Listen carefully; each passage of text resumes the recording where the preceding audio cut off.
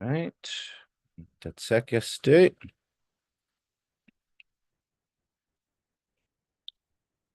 Right. Maulika Todo Hungan. All right. Hungan, Maulika. Yeah. All right. Nanganadza. Nanganadza Taladza Zebetek Todo. Let me just make sure all the live streams are up again. And it appears that we are. Again, Facebook, Hungan, YouTube, then Instagram, Lokwi, Biba. Right. The Ba. trinity of social media that Meged is able to access. Biba. All right. Hafa de todos hamzu guana hudzung estige.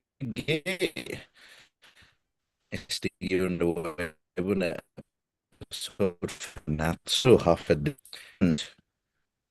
of the Statehood Task Force. Oh, I'm just kidding. I a day. Mullert.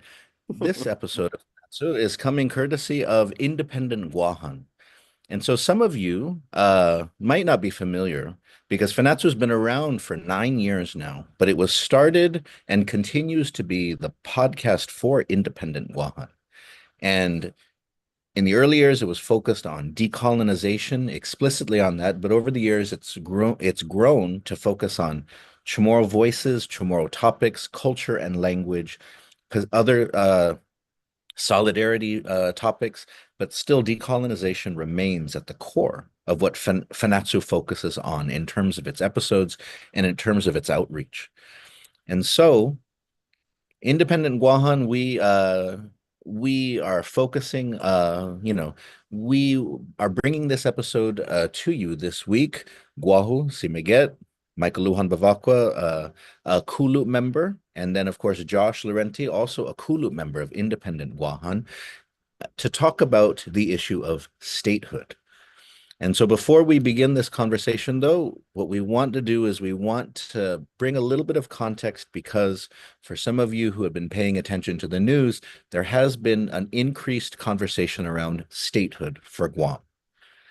Statehood for Guam in terms of Robert Underwood returning from the States earlier this year and saying that there was conservative think tanks in the States that were talking about proposing statehood for Guam as plans to harden America's military posture in the Western Pacific. And then Senator Will Parkinson, just a few months ago, introduced a resolution calling on either statehood or another autonomous enhanced status for Guam and try in an effort to revive the conversation around decolonization. And so this episode, and then also we want to invite everyone to an event that is happening this Friday. Does statehood mean survival? This Friday, if you are on Guam, please come down to the Guam Museum at 5:30 p.m., May 2nd, Friday, 5:30 p.m. We will be having a forum, community forum, talking about some of the issues that we are going to bring out in today's podcast episode. Does statehood mean survival for Guam? Does statehood put Guam and the people of Guam, and in particular the Chamorro people, does it put us in a better position in terms of our long-term future, our long-term sustainability? Is statehood, does it fulfill the dreams of the people? What does it mean? How can we think about this by looking at other indigenous people, other communities that have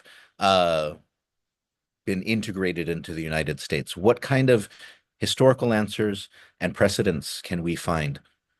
And so Robert Underwood, who kind of in some ways kickstarted this conversation earlier this year when he brought news that there was new conservative focused attention to possibilities for the Marianas becoming a state. That's out there, and so it's we want to join this conversation and we want to create a space where we can talk about what statehood might mean for Guam. And so please come and join us. But today, what we're doing here is that this is meant to be kind of a conversation meant to preview this and to get out some of these ideas ahead of time. And it's And Josh, I'm always happy to talk with Josh here and hang out with Josh, and always happy to bask in his magalahiness, because he climbs and he reminds me to go to the gym, that I need to go to the gym and I need to work out more. And so Josh Sidus Masinai Purifinatomu, thank you for joining me in this conversation about statehood and survive. It means survival, or is statehood that we need to talk about how we can survive statehood? Yeah, absolutely. Always happy to be talking about decolonization or, if you want to go to the climbing gym with me, Miguel, that's an open invitation. Anytime you just let me know when you're free, we'll go get a session in together. And we'll talk about independence and decolonization there too.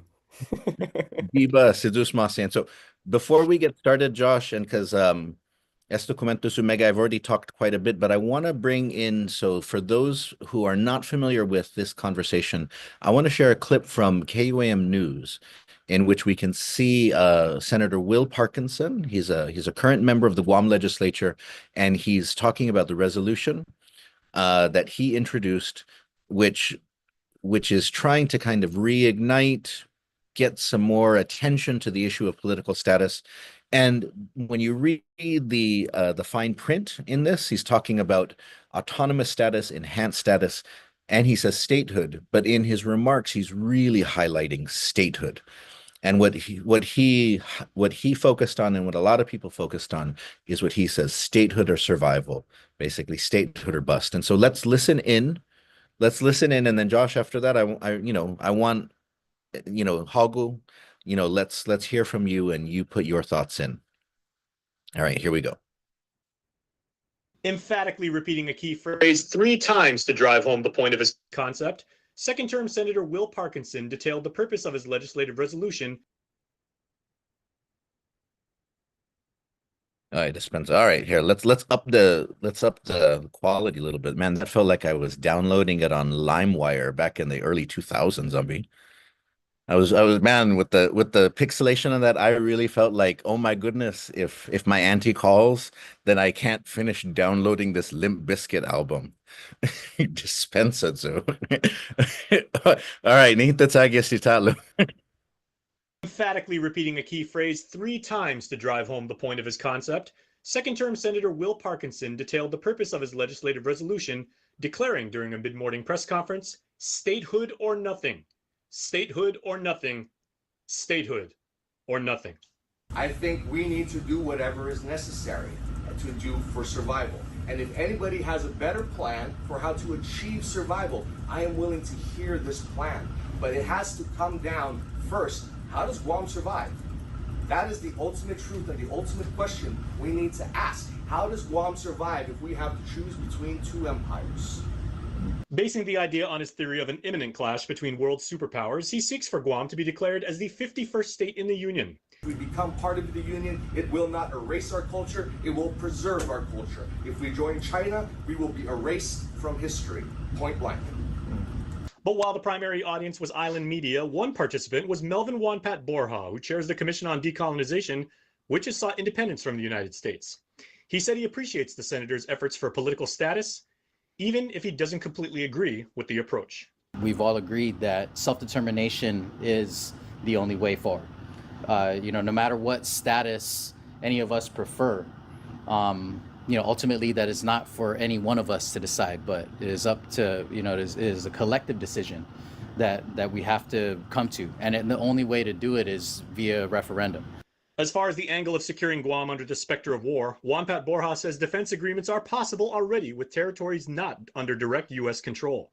I would argue opposite, that the point that statehood is the only way to ensure the defense of Guam. There are a number of independent nations that have defense treaties with the United States that ensure, their cooperation and protection under this partnership with the United States. So too do our neighbors in Micronesia, who are all freely associated. Each of them has a defense agreement with the United States. And so, all three options, I think, are valid and legitimate. And each of them provide us an opportunity not just to attain full self-government and autonomy over our local affairs, but also to address our concerns regarding defense. He said the Commission's pursuit of self-governance is the goal for Guam. The way that our policymakers have stood on this issue and the position that they've taken historically has been one that prioritizes self-determination in how we get to that status. I believe we need to do whatever we need to do to make sure Guam survives. This is not a question about process or polite or what's the right thing to do anymore. It's the thing about what makes sure Guam survives.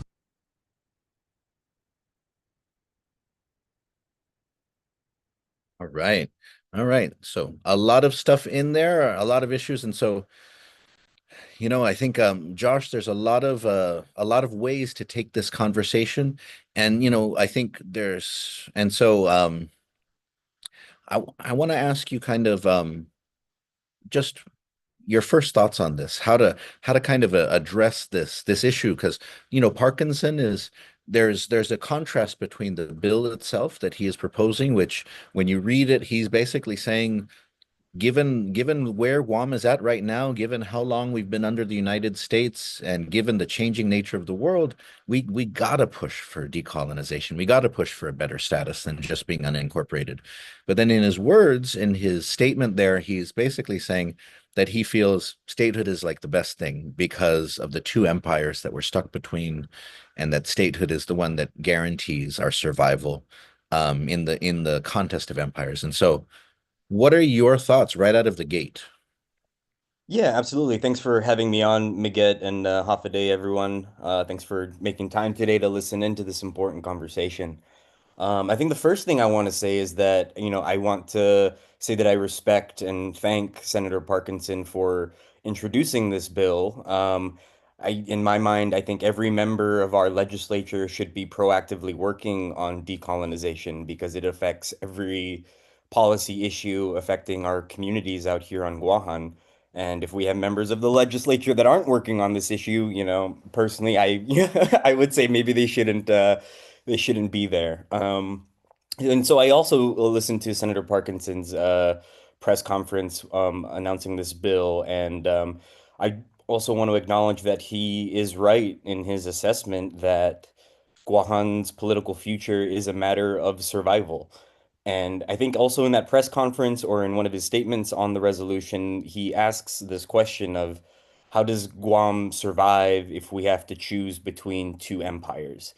And my initial response to that would be is, independence is having the power to not have to decide between two empires.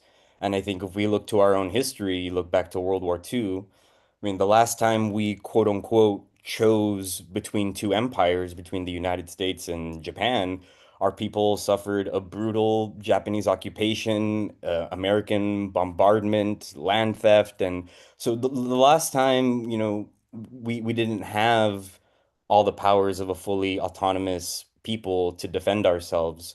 And I think statehood would kind of put us in the same having to choose between two empires would put us in the same position. So I think independence is having the power to say that we don't want to choose. We choose peace and prosperity of our own people and are not about the war games that have nothing to do with the well-being of our people here.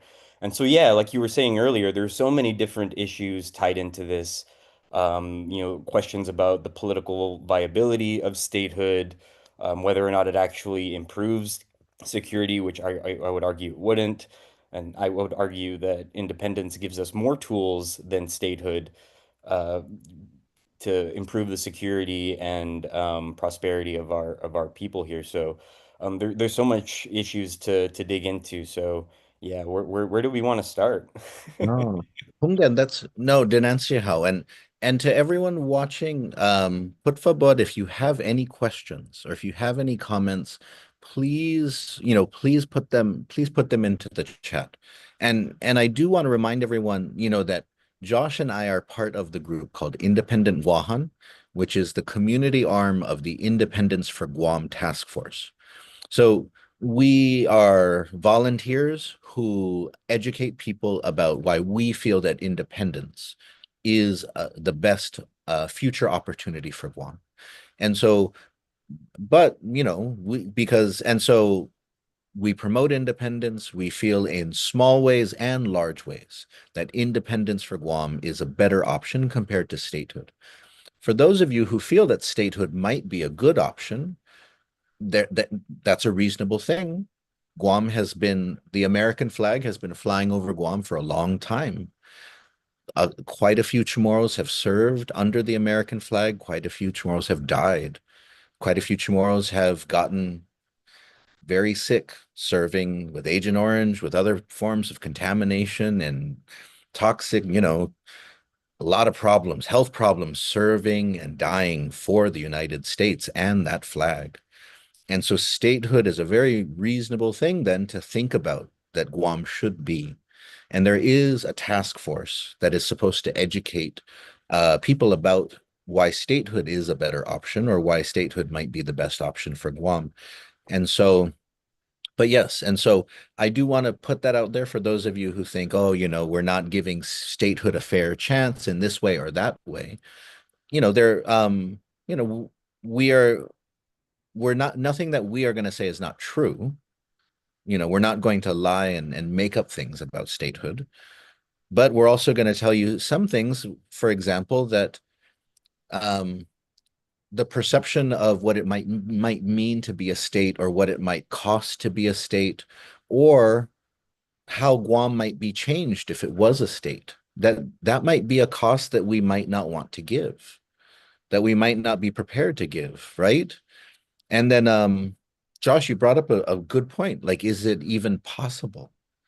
And that's one thing that's an important point because some people say, Guam is too small to be a state. And it is true that if technically Guam it is true that there is no minimum requirements for becoming a state. You just have to be approved by the United States to join as a state. That's the main requirement. So if you're too small, if you're too far away, this or that, that's not necessarily an issue. But that's like that's the technical stuff. If you think about it, and let's look, Josh, Hitana Dos and I, we're here on Guam. If we look at the United States with 350 million people right now, and we think, do you think that the majority of the people in the United States right now would want an island in the Pacific to become equal to California or equal to Texas or equal to Maine or Vermont or Maryland or Montana or Wyoming or anything like that? Have 2 voting senators, have 1 voting congressperson, be equal and have just as much power as them? And so even if it's technically not against any rule that a small island in the Pacific can become, that it's not against any rule, or there's no rule that says you have to be this large or this tall to go on this roller coaster ride that is the United States of America. Is it realistic to think that the majority of the people, the majority of the representatives of the United States would basically look at Guam and say, yeah, it's like, man, I was making a 90s reference earlier. It's like Skilo Green getting picked first for the basketball team, He wishes he was a little bit taller. He wishes he was a baller. He wishes, anyways, but no, he's not going to get picked for the Chicago Bulls back then. No, probably not. At least not in the first round. And so he'll get picked when, maybe he'll get picked as the tip of the spear. But anyway, so that's one of the things that we need to put out right away. And as the co-chair for Independent Guåhan, Victoria Leon Guerrero, always likes to remind people is that our feelings about statehood, one of the things that we always have to keep in mind about it is that our feelings about statehood are one thing, but unlike independence, you don't have the right to statehood. Statehood is the one where it's given to you. You have to be accepted, but you can't claim to others or to the United States or to anybody else that you have the right to belong to them. But you do have the right to say, like, if you don't want me, if you're not going to treat me well, I do have rights to be treated differently, or I do have rights to be independent. I do have rights to self-determine. And so I think that's an important thing to remember, is that if you can't become a state, if it's unlikely that you're ever to become a full and equal part of the United States, well, then you have to think about, what could Guam be instead then? Mhm. You know, what else could Guam be? And so, Josh, what are some of your thoughts? I mean, you Yeah. just came back from living in the States for a while. Do you think that you think that do you think that everyone is lining up to make small islands in the Pacific stars on the flag?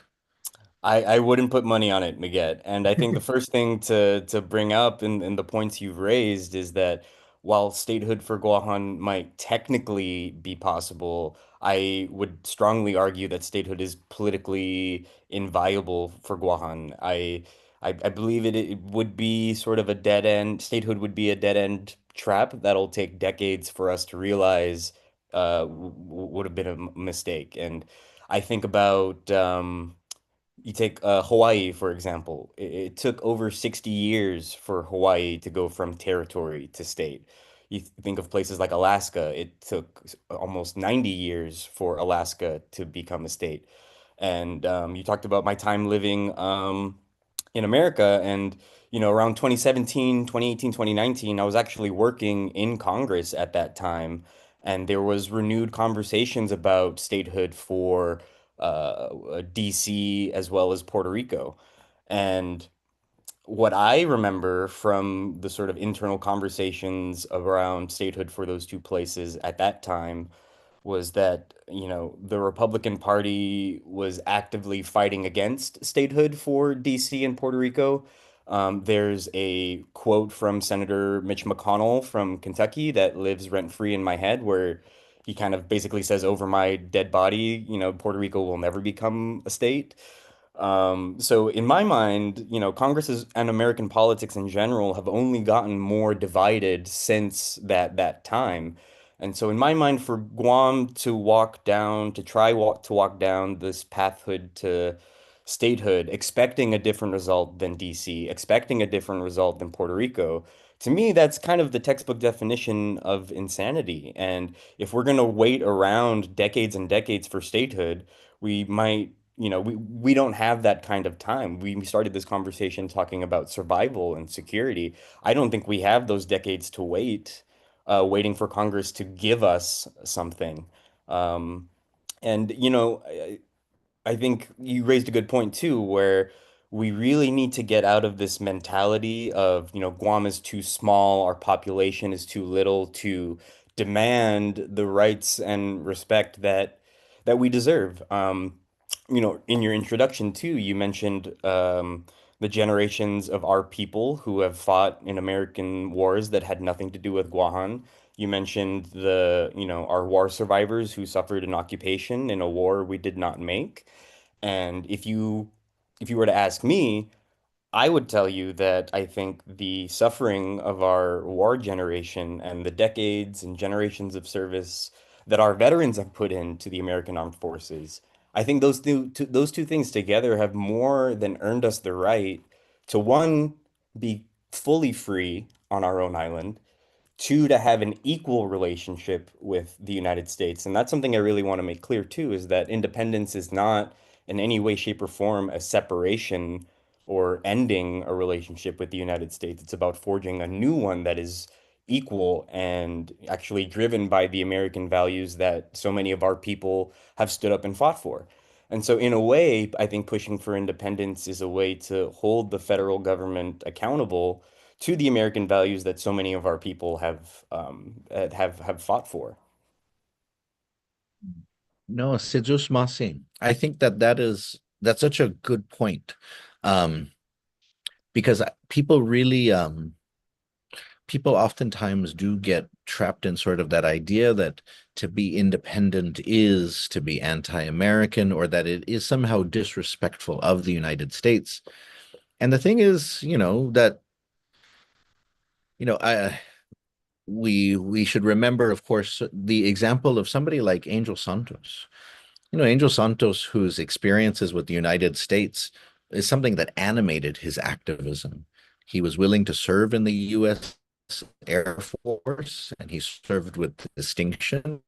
He received several sort of commendations time as an airman, but he also had that experience where he realized he felt that strong disconnect with how the struggles of Chamorros who were basically dispossessed from the land, how the policies of pushing Chamorros off their land to build bases and then sitting on thousands, tens of thousands of acres of unused federal lands for those bases was leading to Chamorros struggling today.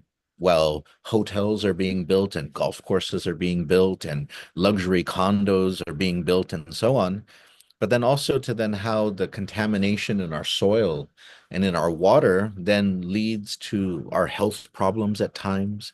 And so just how that disconnect, right? Hmm. And so it reminds me of defunto Frank Dueñas Perez, who Perezville is named for in Tamuning, who people don't think of as being like a radical, but when he was a member of the Guam Congress right before the Guam Congress walkout, and Chamorros were losing lands left and right to the ferocious appetite of the U.S. military at that time, he called on the other members of the Guam Congress and basically said, a child is somebody, a ward is somebody who has no agency, who can't make decisions for themselves, who somebody else tells them to turn left, somebody else tells them to turn right. Do we want to be wards of America forever? And then he said, there's not like a single inch of land that is safe on this island. How will our children's children feed themselves? And so, and it's that thing where and these were people who suffered for the American, the American flag and American loyalty during the war. They weren't asking for too much. They were asking for respect. They were asking, and so the thing is, this is one of the reasons why, decolonization, part of it is getting rid of that idea of like that dependent self and realizing that you deserve it, you're worth it. Because if that dependency is too strong in there, then you're always going to make the choice in which you feel like you can't do anything without the colonizer. And the thing is, if you and that's why, even if you're making the choice because you don't want to enrage the Americans, you don't want to disrespect the Americans, or you don't want to be seen as being ungrateful or anti-American, are you making a good choice for yourself? Or are you making a choice because of this feeling like if Uncle Sam leaves here, then we'll never survive without them? And so this goes back to what the kind of the worldview that Parkinson was creating, which we can understand because we're right here on the I mean, chessboard doesn't really make sense because, well, I guess, let me think here. If we think of it as a chessboard, I guess we are like, what are we, the pawns, or are we the spaces between the chessboard? I don't even know what we are because we're not the players. We are like the pieces, or we are something there. And so, but yeah, and so I think, yeah, what do we do with that mindset though? Because I think, that if we always kind of it's easy to kind of think in that mindset because we do have that historical trauma. We do have that historical experience of being a site of occupation, a site of war. And so it's very easy and natural to feel like, well, we got to pick one side or the other, or else you get invaded, you get taken over, and terrible things happen.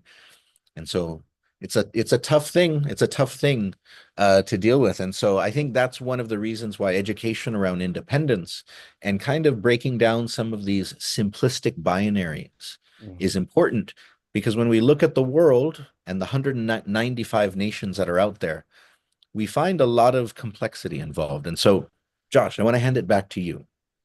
Yeah, I mean, and maybe we can bring it back to, the notion of security and survival that Senator Parkinson was raising. with this resolution. And I would argue that independence does more for our security than statehood ever could.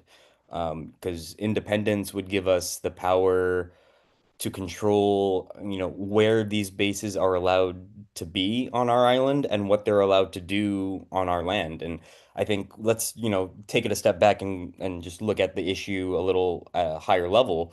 Guahan's security is only threatened because one, the United States has bases here, and two, the political status quo means that we're not fully free on our own land and cannot tell these bases what they can and cannot do.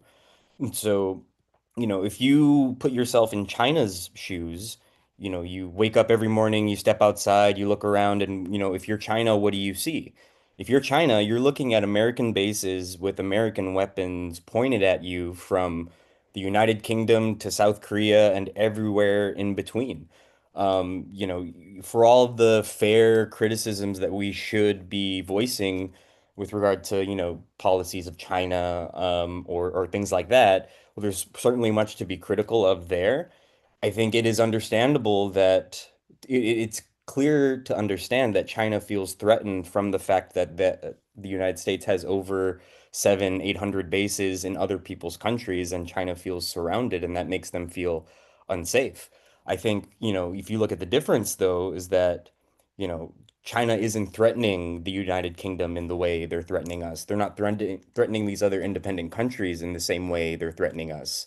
And the big difference there is that Guam is not an independent country, and because we don't control what happens on our island, that makes us even more unsafe. So, independence would give us the power to control the presence and activity of the base presence here on the island. And independence would also give us the diplomatic power we need to, establish peaceful, democratic, diplomatic relationships with these perceived enemies of the United States, understanding that, the Chamorro people didn't do anything to the Chinese to deserve having a missile named after us. As well as I know our history here, we have always been good and peaceful neighbors with every member of the Pacific community and have never given anyone just cause to harm us. So we should be thinking critically, not just about our survival, but why is our survival threatened in the first place? And I think if you understand the fundamental things that undermine our survival, it becomes clear that, independence really is the only pathway that gives us all the tools to make our people safe. My fear with this path to statehood is that it would make us a target in perpetuity. Because in my mind, pursuing statehood would not do much to neutralize what it is that China is threatened by, which is the base presence here on the island. And so that worries me. C'est doucement assez. No, c'est doucement assez. And definitely, I mean, when we're 10,000 miles away or 11,000 miles away from Washington, D.C., and here on the Western Pacific, we do need to think a little bit more globally. We really can't imagine that we are right next door to Killeen, Texas. And so we have to really think, where are we in the world? If we're going to call ourselves, for tourist reasons or whatever, America in Asia, or something like that, we have to remember, well, we're here in Asia. So what are our realities about being here in this part of the world? And so I think that's one of the things that we forget, is trying to have it all of these ways, taking advantage of being close to Asia, but then forgetting then that, well, if you're going to be the tip of America's spear, but then also try to be close to all of these countries in Asia, some of which might be at odds with the United States. And I think that one of the reasons why, as we're, as is coming out here, is that the value of, so what Senator Parkinson, and I think others, the assumption, of course, is that if it goes from being a Cold War to a hot war, If it gets more intense, if it gets violent, then you need to be on one side or else you get destroyed or else you lose. That's kind of the assumption, right? Um, yeah, I don't know. I mean, I don't know if that's necessarily yeah. Yeah, and We have to wonder where uh is this, what is, first of all, Guam doesn't have a voice or a say in all of this. We Mhm. did not get to vote for President Trump. We have a non-voting delegate who does not get to vote on the Pentagon's budget or get to vote for or against it, can offer amendments, so we have a military here that people get to join the military, but ultimately sort of this is something where it's basically like saying you get to pick a side, but oh, by the way, one side has already filled your island with a bunch of bombs. And which side are you going to pick? Which side are you going to pick? Yeah. And I think, that's a perfect segue to maybe unpack that tip of the spear, motto that we've all heard for, all our lives. And, that phrase, Guahan as the tip of the spear has always kind of puzzled me because when you really think about what that means, and people have said, oh, we're the tip of the spear, and they say it almost with a point of pride. But if you really critically analyze what that is saying is, if you're saying you're the tip of the spear, you're admitting to being someone else's weapon. You're admitting to being someone else's tool. You're admitting to being, an instrument of someone else's intention. And I think when I am in community and I'm talking about independence, I hear that kind of phrasing. I try to remind people that our people are, we're navigators, we're warriors, and we're not just the tip of the spear. We are the warrior that wields it and decides what it does and does not do. And I think that is kind of relatable to this, statehood or independence sort of um, difference is that, are we the warrior that controls what our spear does and does not do, or are we content to be the tool and let another country on the other side of the world decide our fate for us? So, like I really try to stay away from like buying into that like tip of the spear phrasing because, I think our people deserve better than to be somebody else's tool. Just given our rich history and heritage in these islands, like we deserve much better than that.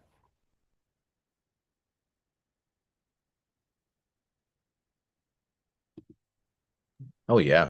It's these things, but then even as a state, you wouldn't get to decide these things either. I mean, that's one of the things that, at least for me personally, one of the reasons why I wouldn't support Guam, there's quite a few reasons that I wouldn't want Guam to be a state.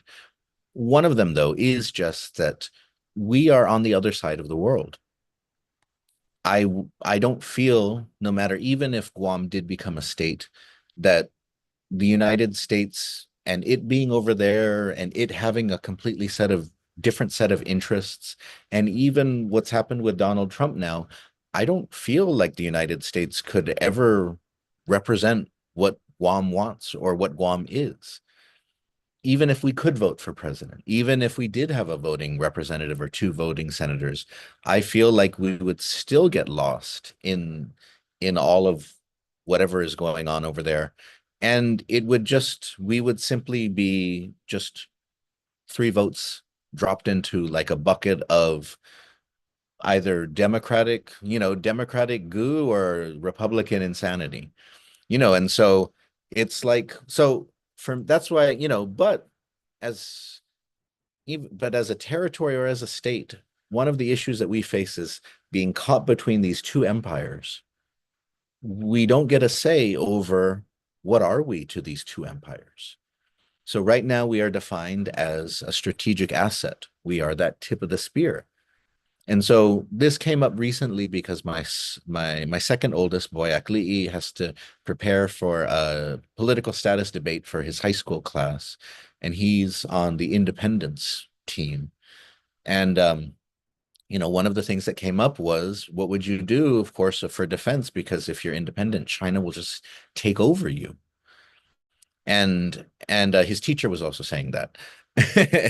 And he asked me, and he's like, Taiwan para to defend in Maisa hitting and Mata China. And I was like, oh, well, there's different models for this, of course, because number one, if you're not a threat, China doesn't have any reason to take over you. China has more of a reason, or the United States has more of a reason to try to give you stuff as opposed to just take over. And China might have an interest to give you things. Now, things always come with strings attached, whether it's from the United States or from China. So you always have to be cautious of that. But China would have incentive if you were independent to try to give you things first before it would try to take you over. But number two, there's models of countries that are neutral in precarious situations. And Guam, as a strategic place, it would be to Guam's benefit to be neutral in this dynamic, changing place, in this world. The problem is, and my son was like, "What Hadzi? Hafa, and I was like, "Well, look at a place like Switzerland. Switzerland is in like one of the most craziest places in the world. It can claim neutrality." And there's other countries that do similar sort of things because if you can assert yourself, then, and if you can kind of position yourself in certain ways, then people don't have to see you as enemies. People don't have to see you, and they can benefit from relationships with you in other ways. Now, everything that you do may come with a cost, but but independence is the only way that you have that ability to define yourself. If you are a state, you don't get to do that. If you are a territory, you don't get to do that. And so that's one of our limitations here, is that we are whatever America says we are. And that's what's been stimulating this conversation now, is that Robert Underwood came back from the States, where conservatives who used to reject the idea of Guam and the Marianas ever becoming a state are now supporting it, because they feel like if the Marianas became a state, then you could put as much military there as you wanted to basically create like an attack on Titan like wall against China. Basically, like extend out America's maximum defense perimeter against China to give America an even larger zone of protection. And it's so it doesn't so even some of these conversations around statehood now don't have much to do with how much America loves Kelaguen, how much America everyone wants to wear Sinahis, or how much, they just, everyone, the latte stone, that's so cool. I thought you pronounce it like a latte, it's like a drink. Nothing like that. No, the new conversation that's emerging over there, at least in Washington, D.C., is about, it's almost colonial and imperial. It's part of, so actually, the next time you hear this type of talk emanating from Washington, D.C., it goes along with the talk of Panama Canal, Greenland, and then statehood for the Marianas, which is the most interesting thing ever. Yet I like to use the analogy of Star Wars a lot in these types of conversations because, if real life was Star Wars, the US military would kind of be the empire that everyone else is rooting against. And, in Star Wars, you're rooting for the rebels that just want to be free and prosperous where they are, and they don't want to live under the thumb of some empire on the far side of the galaxy. So, everyone knows Star Wars and finds that relatable, but there seems to be some sort of cognitive dissonance when it comes to, America's military presence, not just on Guam, but globally. And, in my mind, in my heart, I envision one day a, union of independent Pacific nations creating like a peaceful Pacific buffer zone between these two giants that are just egging to go after each other with the United States and China. And if we had our independence, we could work to create those diplomatic relations to create that kind of buffer zone so that and kind of saying like if you're about peace and prosperity in the Pacific, if you're about good faith business, then we can find ways to live and work together. But if you're about military domination and threats of war and all these things that we're familiar with in our history, then we can't allow that to happen in our part of the world. And so, statehood doesn't really give us the same kind of tools to build that kind of safe and prosperous Pacific region. Only independence gives us the latitude to work with our partners across the Pacific to create some sort of, safety zone type vision. But, you know, yeah, it's like earlier you were describing too, like, there's a third option, there's a third way. We don't have to choose between American empire or China. Like there is another realm of possibility that we just need to open our eyes to. And, independence is the only thing that gives us all the tools to build the future that our ancestors would have wanted for us, to forge an equal and just relationship with the United States and any other country that wants to work with our people in good faith. And then, yeah, like I was saying, forging those diplomatic, peaceful relations with America's perceived enemies who feel threatened by, all these bases, including the ones on our island. And just also understanding that, these perceived enemies have no legitimate reason to threaten our people. And so, questioning that on the most fundamental level, I think puts us in a space politically where we can have these tough conversations.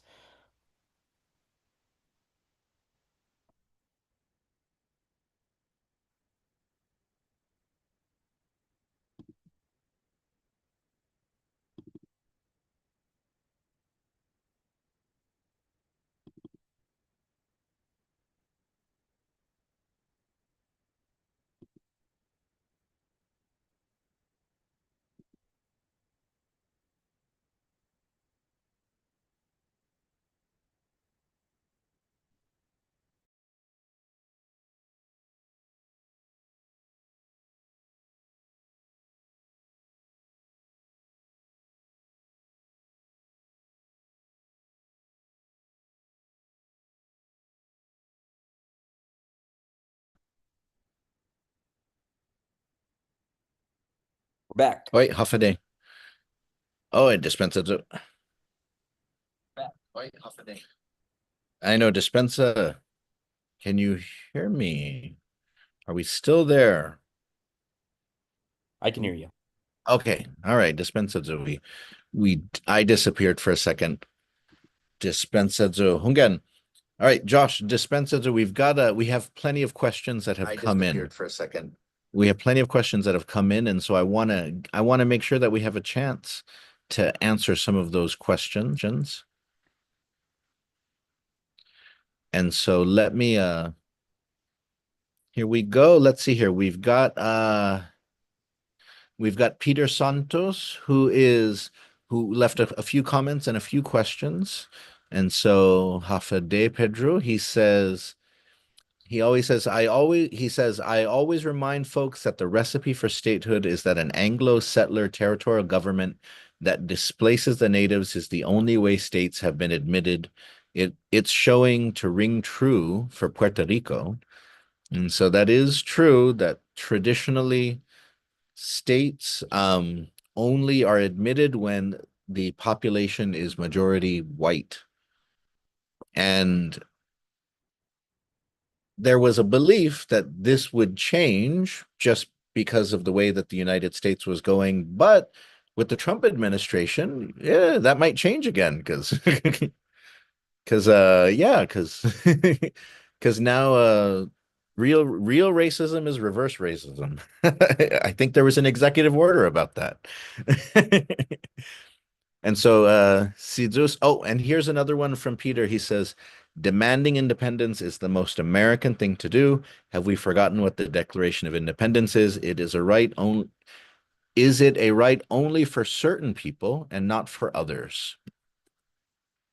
A very good point. A very good point. Josh, did you want to comment on that? On that real fast, Absolutely. and then I'll go to another question.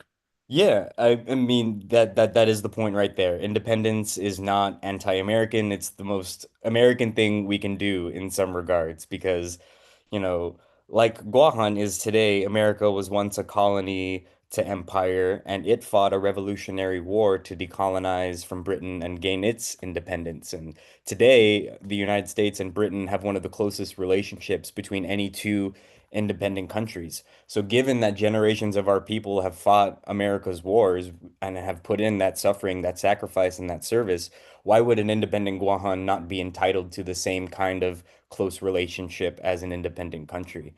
And also pointing out, too, that the US has military relationships with independent countries, diplomatic relationships, economic relationships. There's so many different ways to reestablish a fair and equal and just relationship that is an improvement to the status quo we have now. So, yes, I would agree. I mean, if you look to American history, Guahan is in a very similar space. The fundamental difference is that the Chamorro people have always been home to these islands have always been home to the Chamorro people. We didn't have to displace or commit genocide to forge this country, which goes back to that first comment you mentioned, which I also understand to be true. I remember talking to some indigenous communities in Alaska who told me that when statehood for Alaska was on the table, the entire vote and the process, everything was held in English, and most of the indigenous people in Alaska did not speak English. And even though they were actively protesting against statehood at the time, their voices were effectively silenced because many couldn't participate to vote, even vote no, because the vote wasn't even in any of the indigenous languages spoken in Alaska. So definitely all interconnected and should definitely give us pause when anybody in a position of power puts statehood for Guahan on the table.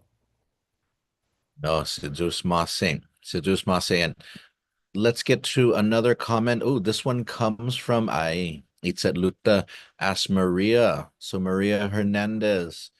She has a comment here. She says, oh wait, Nanga. Independent Guahan and allies should schedule a meeting with Senator Parkinson for educational outreach with our main points. And she says, Sidus Masi to Melvin for eloquently balancing out his perspective during that press conference when he presented the resolution. And so, to Maria, to your point, Sidus Masi and somebody from Senator Parkinson's office did reach out and then did say that the senator is interested in coming and planning to come this Friday to the Does Statehood Mean Survival Forum that we're having at the Guam Museum at 5:30 p.m. And so we're happy to have him there so he can, hear some of our points because I think yeah, I think um yeah, for him to share some of his thoughts, for him to hear others, especially some community members.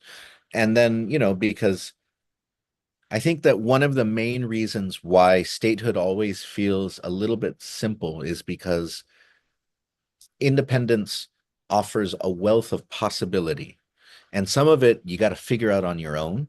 Mhm. But statehood is like you just move into it's like you move into a mansion and there's a room there and everything's set. And so it feels like you're moving into lifestyles of the rich and famous. And so it feels like everything's set. You don't got to do anything hard. And so that's one of the reasons why I don't like statehood is because part of it, at least from the Chamorro perspective and from the Guam perspective, is that a lot of people feel it just because, well, we've been under America so long, we should just become a state. And there's not a strong feeling like we should be a state or it's better that way. It's not a good argument. It's just like, well, we've been it so long. It's like, well, we've been living together so long and like we should just get married. It's like, oh, I guess. And I mean we every once in a while we watch Netflix together. Except Basically, marriage is that's an equal partnership between two equal individuals. So is that what statehood would give us? I don't think so. yeah. So Yeah, you want to. So that's why it's if it's just dependency or if it's just like, well, we're already like this, why not just be like that? It's not strong, it's not meaningful, it's not powerful. And so then what happens is that people don't think about, well, statehood might be have some offer some benefits. There might be some costs though. There might be some problems and some issues with it. And so Sidus Masi Maria for suggesting uh more conversation, and we are very happy to talk with Senator Parkinson, and we're definitely looking forward to that. Uh hold on, there was definitely way more comments. Let me go to the because when I was kicked off the internet for a little bit, hold on one second. The comments disappeared from see Maria for hold on one second. Let me oh man, and now I can't see them here. They're not showing up here either. Okay, there was a few more comments on the YouTube live stream. And so let me just try to remember them real fast. So one of them was I know it was from see Zach Visagomez, who's a Patreon patron, Jesus Masi Zach, and he was asking because he was saying, you know, he was very concerned about the prospects for war, though. And, he's definitely a supporter of more independence and more autonomy, he's learning tomorrow. He's already on his way to fluency. So his heart is for independence, but he's definitely worried though about the prospects for war and will our people be safe? And so he had oh, here it is. Here it is. He says, if we were to become an independent Marianas and a sovereign nation, he says, I fear we would still be part of the Pacific theater. Is it even possible to avoid being a site of war, violence, and exploitation when in between such powerful forces?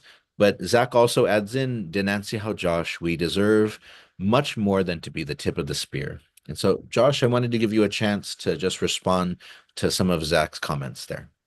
Yeah, absolutely. I mean, the safety and prosperity of our people is of utmost importance, regardless of what political status you might think anyone out there might be supporting. And I think if you really drill down on what it is that is undermining our people's security, I think independence gives us the most tools to make our people safe. And if you look at, where are the places that China is militarily expanding? Where are the places that China is threatening independent countries? I mean, outside of like Hong Kong and Taiwan, you really don't see it. And I think oftentimes there's this false equivalency that goes on when you talk about the United States versus China. And I think if you were to look at a map of military bases, you would see that it's not it's a false equivalency. And so I think, if you were to analyze China's actions, I think they're better understood as China trying to protect themselves from American empire rather than China trying to take over or replace or go to war against, the United States. I think a lot of the mainstream media narrative is around that, United States versus China story. But I think if you really look at the numbers of who has military bases where, who's putting these strategic assets where, and, you know, I think when you actually look at these things, it's clear that China, for all the things that we should be critical of and conscious of, their safety is undermined and they're trying to protect it. And that is, I think a better way to understand China's actions more so than trying to go toe to toe with the United States. Sedus Masin. Sedus Masi. And we're a little bit over time, but that's okay. We'll just deal with a few more questions because, man, like last week we had almost no questions, and this time we got like dozens. We Oh, have cousins by the dozens level questions, and so Hungan, we love the let's conversation. Hungan, so happy, so happy. And so here we go. We'll do two more. We'll do two more. And so we've got a question now from AAC Maget Minjola Garcia. Hungan si Aligaw. another Fanachu patron, and one of the few people who probably actually watches the exclusive Patreon content all the way to the end of the episodes. Because whenever I say something silly at the end of the episode, he's like the only person who mentions it later that he watches it. So Biba. And so he has he has a question. He says, if Guahan was independent, would they function similarly to Palau in their relationship with the US? I do hear there are problems recently with the US military in Palau, but their status helps. And so, and then he also wanted to know Guam would still remain not a priority to the US government. Okay. So yes. And so I can answer this one. I can just share some thoughts on this one, Miguel. And so one of the things is independence and free association. So if you become independent, you can then choose to become freely associated. Or you can choose free association as a transition status on your way to independence. There's two sort of paths that you can take. And so Palau is a good model if, for example, Guam feels that it wants to move more slowly towards independence, but it wants to kind of have this really close relationship with the United States, but it still wants to have a lot of autonomy. Because one of the benefits of what we see with Palau and with others around us is that they may have a strong military defense agreement with the United States. Even if some of us might be critical of that, you know, and then we might feel that, you know, as outsiders, oh, you shouldn't because we come from really militarized islands. You should keep your islands as free from military sort of infrastructure as possible. But at least from their perspectives, they sign defense agreements so the United States will protect them so they don't have to have their own military. But this does not prevent them from having any economic relationships with any countries at all. Diplomatic relationships, investment relationships, all sorts of stuff like that.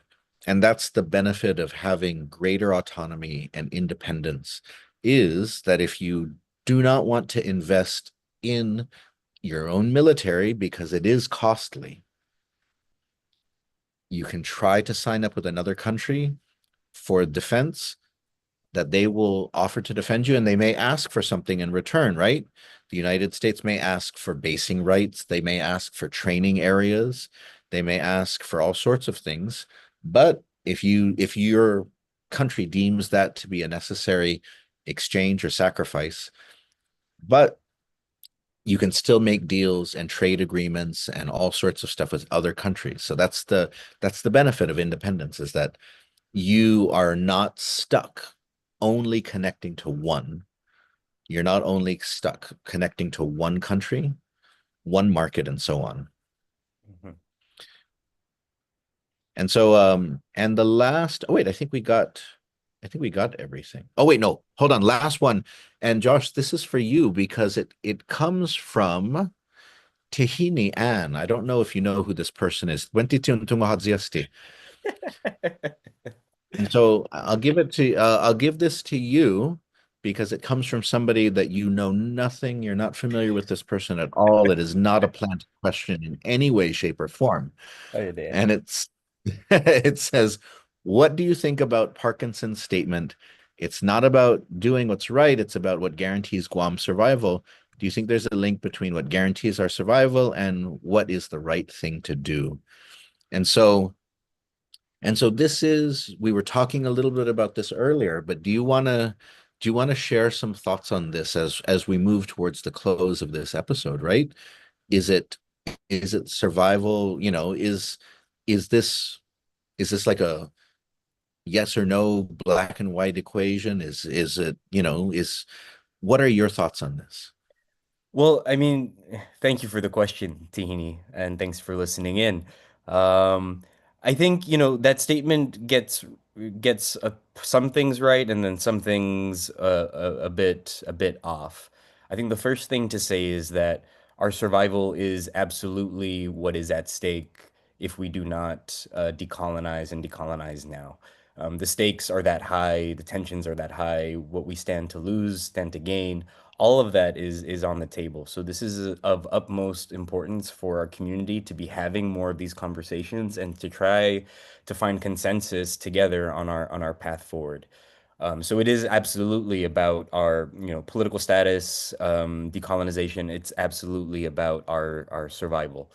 And I think more of our community needs to recognize that and act with the same level of urgency on this issue. Um, in that quote too, it's saying it's not about doing what's right, it's about our survival. And I think that that's where I take issue is saying it's one or the other, because for me, doing what's right is centering the survival and the not just surviving, but thriving, the capacity to thrive of our people here.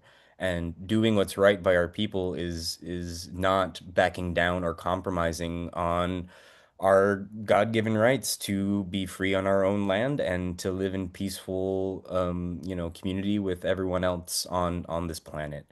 So anything that invites more of war or conflict to the region is not right for our people. Anything that takes away or in any way diminishes our capacity to put the safety and prosperity of our people first is not it's not what we need to be about. So, I know in these conversations around decolonization, there's so much weight, there's so much uncertainty, and there's so much, fear around the unknown.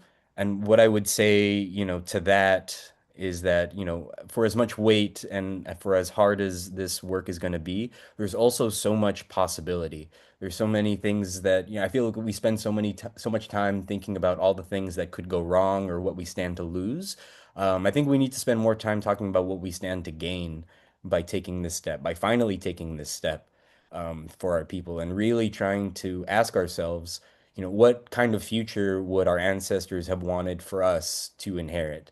And it certainly isn't the status quo. And I think I speak for Independent Guåhan when I say it's not statehood either. So really looking forward to folks joining us on Friday, May 2nd, 5:30 at the Guam Museum, where we'll be continuing this conversation together with Dr. Underwood as well. So for folks listening in today, I hope you'll be able to join us and we'll carry on this conversation because it is critically important to our people. Biba. Sidus Masi Tatlu Josh. Sidus Masi Hamzu Todus. Estigi Finakbo. Adios.